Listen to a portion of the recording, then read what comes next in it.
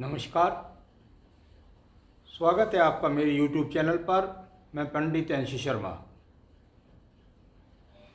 जैसा कि मैं आजकल आपको अपने विषय में बता रहा हूँ, बुद्धि रेखाओं की गतिविधियों के बारे में, उसी पर आगे प्रकाश डालते हैं। किस किस प्रकार की गतियों का क्या क्या परिणाम अधिकांश से देखने में आता है, उस बारे में हम बात कर रहे हैं। आपको मैंने बताया है कि 3 रेखा मुख्य रेखा होती हैं जो हाथ के अंदर 99% होती ही हैं। उन रेखाओं में एक रेखा आयु रेखा, दूसरी रेखा हृदय रेखा और तीसरी रेखा बुद्धि रेखा होती है।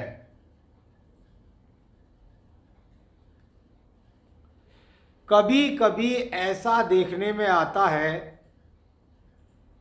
कि नियम से विपरीत स्थितियां मिल गई, यानी आयु रेखा भी है, मुख्य रेखा बताई हुई 3 होती है, आपकी यहां पर हृदय रेखा भी है, परंतु आपके पास यहां पर बुद्धि रेखा नहीं है। अब बुद्धि रेखा नहीं है तो इसका मतलब ये तो बिल्कुल नहीं कह सकते कि व्यक्ति के अंदर जब उसका जन्म हुआ है, उम्र भी है उसके पास, हृदय भी है उसके पास, भावनाएं भी हैं उसके पास, बुद्धि रेखा नहीं है। इसका मतलब यह है कि जो बुद्धि की गतिविधियां हैं वह प्रबल रूप से मजबूत नहीं है। सही फैसला न लेना, अपने अस्तित्व का पता न होना, पागल जैसा स्वरूप होना, बुद्धिहीन होना, अपंग होना, क्योंकि अगर बुद्धि नहीं है तो अपंग जैसी ही स्थिति आप मान सकते हैं। कितनी ही बार इस प्रकार की स्थितियों को भी विद्वान लोगों ने बताया कि यदि आपके पास बुद्धि रेखा नहीं है तो भाषा वही है, बात वही है, यानी आप किसी भी चीज का शासन नहीं कर सकते। जैसे एक बैंक मैनेजर है, उसके हाथ के अंदर पावर है कि वो बैंक के अंदर आकर किसको कहाँ किस कार्य पर नियुक्त करे, किसका कहाँ तक लोन सैंक्शन करे, ये सारी की सारी पावर एक मैनेजर के पास है। परंतु कुछ समय के लिए वह व्यक्ति अगर महीने भर की छुट्टी पर चला जाए तो पीछे जो उसकी सीट पर बैठेगा उसमें तो पावर नहीं है कि उसको सैंक्शन कर सके, क्योंकि वो अस्थायी है। तो कभी कभी बुद्धि इस प्रकार से, जो विद्वान लोगों ने बताया है कि इस प्रकार से बुद्धि उसकी काम कर जाती है कि वो थोड़े समय के लिए, समझ लीजिए कि उसका हृदय जो है, हृदय रेखा उसकी भावनाओं को उजागर कर देती है, उसकी आयु है तो हृदय की भावनाएं उजागर कर देता है, लेकिन स्थायी बुद्धित्व का कोई मतलब नहीं है। तो यहां पर अगर आपके पास ये रेखा नहीं है तो उसका फल आप ये समझ लीजिए बिल्कुल बुद्धिहीनता ही माने। दूसरी रेखा आपको मिलेगी और वह रेखा है बिल्कुल, या तो थोड़ी दूर से भी हो सकती है या यहां से मिलकर हो सकती है कहीं से भी, और इतनी छोटी रेखा, भाई ये रेखा तो इससे भी छोटी हो सकती है, इतनी भी हो सकती है। जो मत है, जो सिद्धांत है, वह यह है कि मंगल पर्वत से निकल करके मध्य क्षेत्र को पार करनी चाहिए ये रेखा। ये रेखा जब मध्य क्षेत्र को पार करके पास हो जाती है, और कम से कम यहां भाग्य रेखा तक इसका संबंध अवश्य होना चाहिए। यदि ये रेखा इतने छोटे स्वरूप में आती है तो व्यक्ति के पास बुद्धि कितनी, काम चलाने भर की, बुद्धि है। भाई बड़े निर्णय की बात मत करो। अपना खाता है, सोता है, उठता है और तो और नौकरी भी करता है, क्योंकि उसकी बुद्धि में कितनी है? उसकी बुद्धि में कुछ नहीं है, सिर्फ और सिर्फ उसको क्या है? बोझा ढोने के काम पर रख दिया। एक नियमित तनख्वाह जाता है, सुबह शाम तक बोझा ढोता है। किसी चीज़ का कोई कार्य ऐसा बताया जाता है कि उसे पता नहीं है, बस भाई आपको रिसाइकलिंग करनी है, किसी वर्क में करते रहिएगा, बस इससे ज़्यादा कुछ नहीं है। एक बैल की तरीके से, हंटर से एक तरीके से वो बस एक बैल जैसे कोलू का बैल होता, चक्कर लगाता रहता, उसी प्रकार बस वो डंडे यानी किसी के अनुसरण में काम करता रहता है। इसके पास कोई बहुत ज़्यादा ऐसी शक्ति नहीं होती जिससे यह अपने निर्णय को निर्धारित करे। बुद्धिहीन है। कोई अपना स्थायी इसका अस्तित्व नहीं है।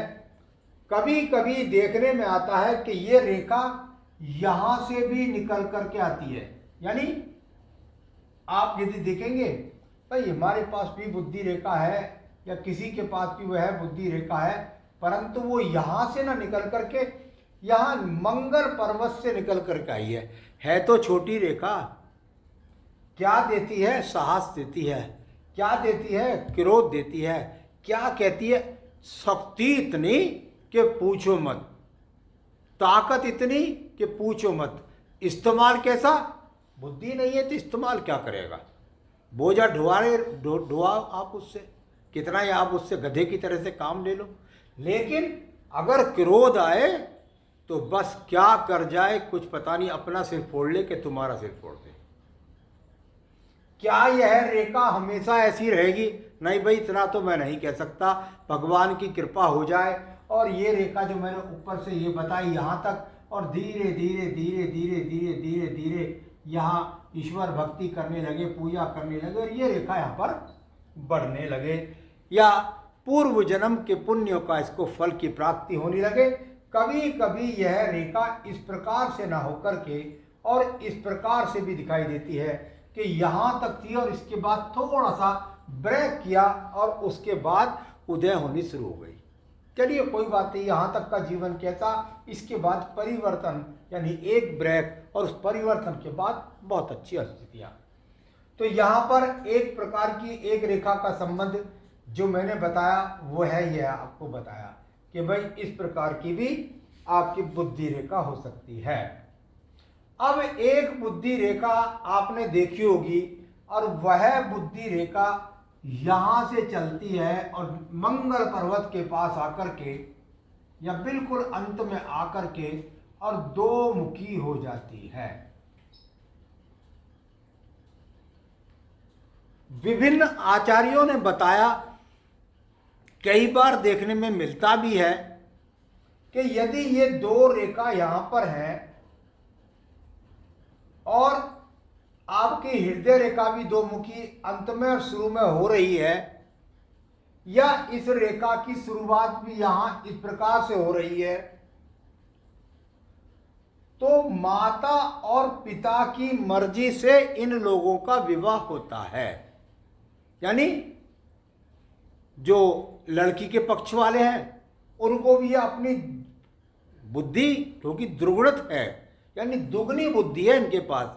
ये वो व्यक्ति होते हैं जो इस ऐसा प्रेम विवाह नहीं करते कि 16, 17, 18 साल के हुए मुझे भी शादी करनी है, तुझे भी शादी करनी है और भाग गए घर से। नहीं, बिल्कुल अपने आचरण से बुद्धि इंतजार करते हैं, अपना कैरियर बनाते हैं, अपने माँ बाप से सलाह करते हैं और उसके बाद विवाह करते हैं। यानी दोनों पक्षों को सहमत करा लेते हैं। बुद्धि का इतना अच्छा इस्तेमाल इनके पास कि ये अपनी भाषा से कभी कभी देखने में आता है शुरू में नौकरी करते हैं, मंगल से संबंध बनाया, बाद में व्यापार करते हैं। व्यापार करें, बुद्धि करें, दोनों की गुणवत्ता इनके अंदर कूट कूट कर भरी है। तो ये इनकी दुगुण बुद्धि जो है ये इसका यहाँ पर इस प्रकार से फल माना जाता है। कितनी ही बार देखने में आएगा कि ये शाखा यहाँ से चली और यहां पर जाकर ये 3 विभागों में बट गई। यानी अगर इसको देखेंगे तो ये ज्यादा विभागों में बट गई। किसी भी रेखा का ज्यादा विभागों में बंटना और कभी कभी 3 विभागों में, 4 विभागों में, 5 विभागों में इस प्रकार से बढ़ती नजर आती है। अगर ये आपको त्रिगुणात्मक शक्ति प्रदान करती है, 4-5 हो गई तो फिर तो फल बेकार हो गया, फिर तो पागल जैसी प्रवृत्ति, गुस्से का आना, बुद्धि का हीन हो जाना, क्रोध में काम बिगाड़ लेना, ऐसा ये कुछ नहीं कि जीवन में 2 मुखी है, 1 मुखी है, तो जीवन के किसी भी पक्ष में 5 मुखी हो सकती है। तो यहां इस रेखा का 3 गुने तक होना अच्छी बुद्धि का संकेत भी है, तो साथ ही साथ बुद्धि में ज्यादा चपलता का संकेत भी है। कुल मिलाकर इसमें से किसी प्रकार का दीप, इसको रेखाओं से कटना, आड़ी रेखाओं से कट जाना, ये फल भी अपने आप में बुद्धि को अच्छी प्रकार से कार्य नहीं करने देती। तो त्रिगुणात्मक शक्ति ठीक है, 3 तक ठीक है, लेकिन उसके बाद कटना, फटना, बदलना ये ठीक नहीं है। एक और प्रारूप देखिएगा, और वह प्रारूप बिला वही बुद्धि रेखा थी और अंदर घुस गई। ऐसी रेखा तो मिलेगी नहीं आपको जो यहां से चले और जाकर निम्न मंगल पर्वत में ही घुस जाए। कोई सामने आई नहीं है, आ सकती है, ऐसा मैं नहीं कहता कि नहीं आएगी, यहीं से चले यहीं मंगल में घुस जाए तो उसको बोल सकते हैं भाई कमेंट्री है, रनिंग कमेंट्री है, कह सकते हैं आतंकवादी होगा, लड़ने की प्रवृत्ति है, झगड़ना ही चाहता होगा, हर वक्त मार काट की ही बात करेगा।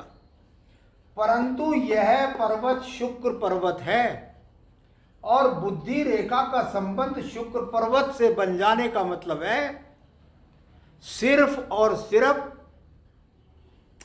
ऐश्वर्य की तरफ, संपन्नता की तरफ, भोग की तरफ आदमी का, व्यक्ति का आकर्षण होना चाहिए। स्त्री है तो पुरुष के प्रति, पुरुष है तो स्त्री के प्रति, बस केवल केवल केवल केवल हर वक्त एक ही बात, एक स्त्री से पेट नहीं भरता, 2 से नहीं भरता, 3 शादी करे, 4 करे, तलाक करे, आवारा हो जाए, किस विभिन्न प्रकार की प्रवृत्तियां। धन, अब ऐसी प्रवृत्ति होगी तो धन कहां उड़ाएगा वो? धन भी उन्हीं कार्यों पर उड़ाएगा। हर वक्त मुझे पैतृक संपत्ति मिले बड़ी बड़ी, सबका विनाश कर देगा। किस कारण से विनाश कर देगा? सिर्फ इस कारण से मतांतर में कह सकते हैं शराबी हो जाए, जुआरी हो जाए, अय्यास मैंने बता ही दिया आपको, भवन बढ़िया चाहिए, मकान बढ़िया चाहिए, कर्ज करे, कुछ भी करे, संपत्ति बेच दे बाबा दादाओं की और खुद को बर्बाद कर ले। तो ये वो प्रवृत्ति है एक जो आपको यहाँ पर विभिन्न हाथों में देखने को मिल सकती है, ये मिल जाती है। तो चलिए, मैंने आज आपको विभिन्न प्रकार से कुछ गतियों के बारे में बात की आपसे कि यदि आपके हाथ के अंदर इस प्रकार की गतिविधियां हैं तो उनका आपके जीवन में किस प्रकार का परिणाम हो सकता है। आगे भी अन्य विषयों को लेकर आपको अवगत कराता रहूँगा। मेरे साथ जुड़े रहिए। नमस्कार।